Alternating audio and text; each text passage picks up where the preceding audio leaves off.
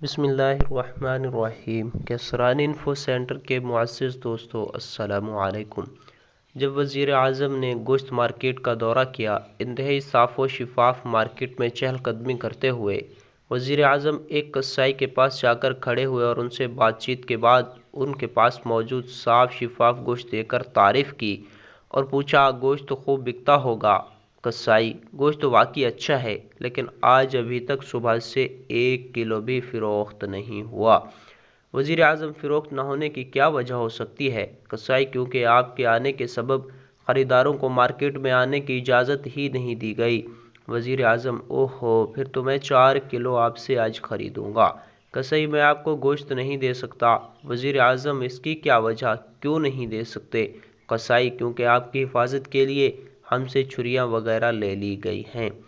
وزیر اعظم: تو تم بغیر کاٹے بھی مجھے دے سکتے ہو؟ کسائی نے جواب دیا: نہیں، میں نہیں دے سکتا۔ وزیر اعظم: کیوں؟ کسائی: کیونکہ میں سیکورٹی ادارے کا افسر ہوں۔ کسائی: نہیں۔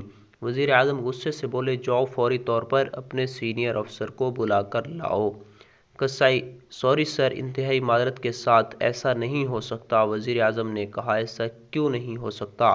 کسائی: کیونکہ سامنے والی دکان پر وہ مچھلی فروش بن کر کھڑا ہے۔